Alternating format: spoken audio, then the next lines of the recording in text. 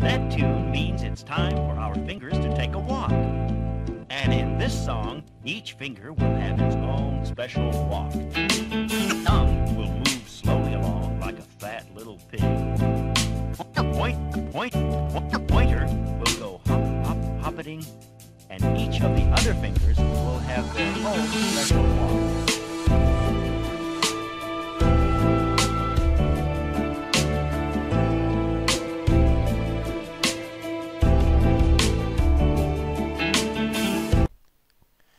So, I am here, Bunkai Ace, and I say hello everybody. Once again, I'm doing yet another video for today, and this will be the late review, or more so just a quick expression of my thoughts on the big three from last week, since I didn't get to do any form of reviewing for them back then. There are definitely one good reason for that, and it's because I wasn't feeling well. I had some back problems. I don't know. It was weird. It was weird. I was planning to do the review from a lot earlier, but yeah, that can't be helped at this point. So let's get right into it. So what I'll be doing for this chapter of Naruto, chapter 618. Yeah, starting off with it. I'm not gonna do any form of summary or going through the chapter per se. I will more so be outlining the pros and cons, since most persons from last week were reviewing the chapter and saying, "Oh, it was so great because of what happened at the end." But then you have to acknowledge that there are definitely some cons to this entire deal, especially speculating what will happen next in the further chapters. And Kishimoto hasn't really been delivering much for everything that's going on. But I will give it to him that this chapter was at least a breath of fresh air from the constant Naruto versus Jubi, Madara, and Obito crap that was going on. So, going right into it. Alright, I'm starting out with the pros of this chapter. Now, the pros of this chapter starts off with, okay, they were able to find out a method of bypassing the Reaper Death Seal by use of a mask, and by use of a mask that was in the Uzumaki clan's temple. So that's a good thing. Why? Because of the fact that Uzumaki clan is known for their sealing jutsus, and that's why they were feared, and that's what led to their demise apparently. So it's not surprising that it's their own creations that would be able to do something as far as overriding the effects of the Reaper Death Seal. So that's one pro. Next pro is where Sasuke does that scene where he leaps onto the tower and he looks over Konoha, and he does a scene that's very reminiscent to how Naruto did it in the first time he came back to Konoha, except that he's facing the right side and he is saying that the place has changed a lot, whereas Naruto back then was facing the left side and he said that the place barely changed at all. But it changed where Sasuke is, since that's after it was being rebuilt after Pain destroyed the entire village. So that's another pro, as well as Orochimaru saying that they're no longer his snakes after conversing with Suigetsu for a while, meaning that he doesn't necessarily have ownership of them. Even he does not have ownership of them. He can they've basically gone through enough where they've grown, and he doesn't. He's not, they're not his guinea pigs anymore. Basically, not his guinea pigs anymore. They're all I don't know, comrades to him or something. I don't know. Orochimaru's been weird all of a sudden. I don't know what to say about that, but yeah, I can guess that's a pro. Next pro is the ceremonial setup. It was quite elaborate, but at the same time it makes sense. It was done and explained quite well.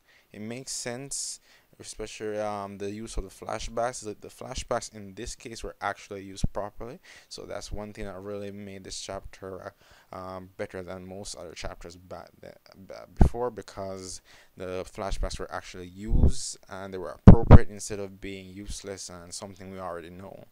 So the method of releasing Orochimaru's hands first and foremost, and then releasing the souls of the four Hokages, that was good.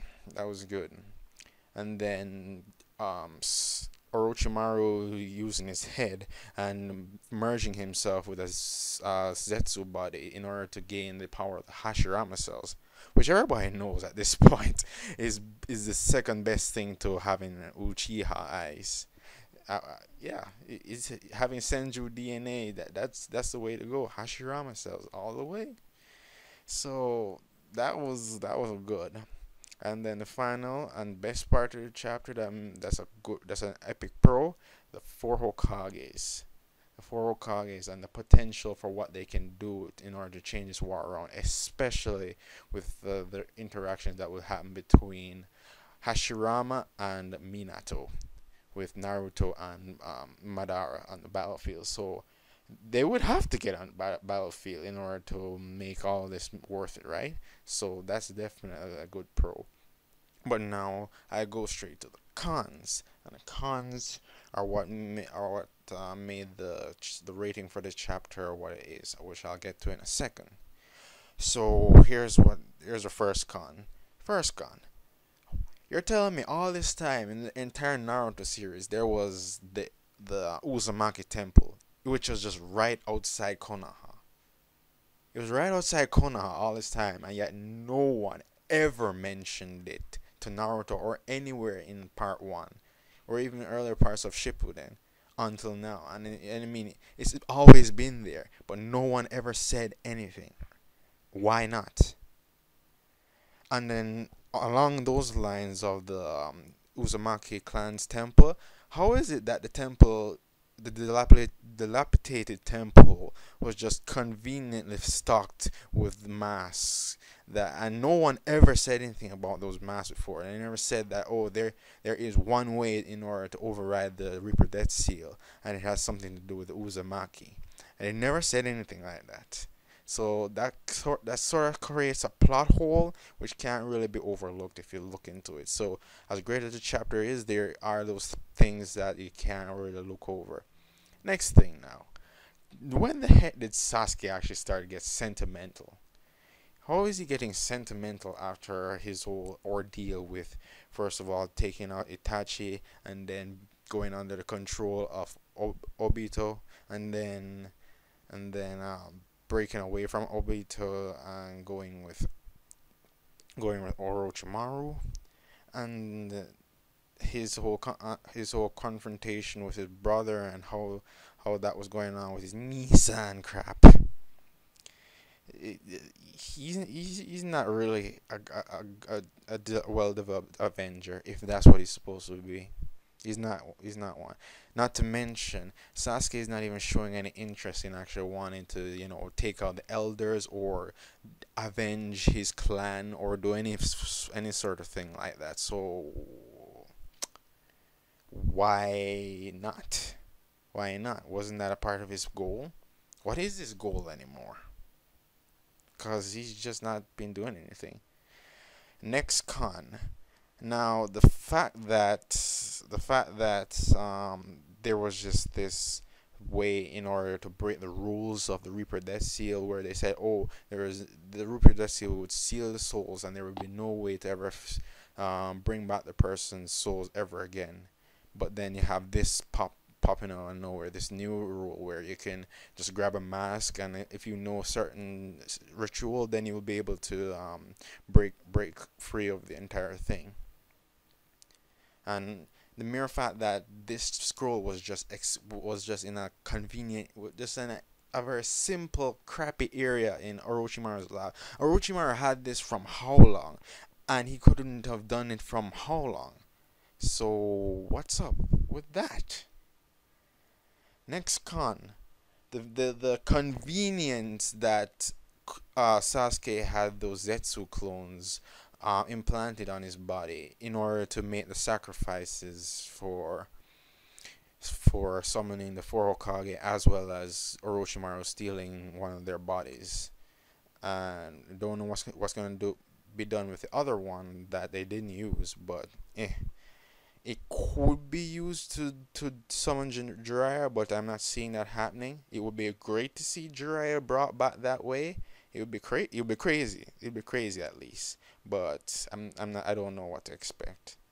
So they're just conveniently there, and they're conveniently usable, even though that they don't have any souls per se. They're just clones. So what does that say?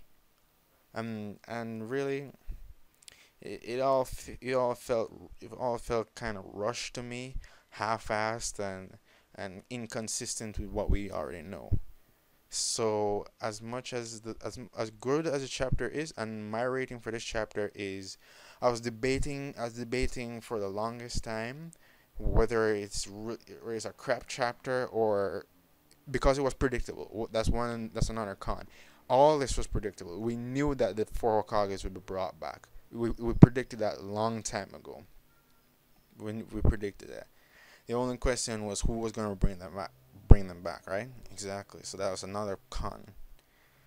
So, as great as it is to see all these Hokages, the speculations for what Kishimoto will do with all of this is not. He could probably pull off something as crazy as what he did with Dan and Neji's father. I mean, nobody wants to see that. We want to see all this played well, right? Exactly. So my thoughts on this chapter, is really good. My rating is my final rating after constant debating. It is definitely has to be 3.5 out of 5. It may have been very awesome to other person, but I had to analyze it critically and think about what was going on in chapter. Not to mention was possibilities of the next chapters. The possibility of the chapters being really good is not really up there, so you have to agree. You have to respect my opinion on all of this. Though it's still awesome that all four of these epic Hokages, who made history in the entire story, are brought back, and the possibilities of all the craziness that happen, especially with the fact that Minato has the Yang chakra of the QB in his body. Yeah, there's some awesome possibilities, but it's how it's actually going to be used. That's what's questionable. So it's 3.5 out of 5. It's a good chapter of Naruto. It was a good chapter of Naruto, but it had to have some shortcomings in order to not be as great or as perfect as people would think, cause Kishimoto. So that's it for me. 3.5 out of 5. Good chapter of Naruto. I'll see you later, and thank you all for watching my video. Continue to ace everything. Bye bye.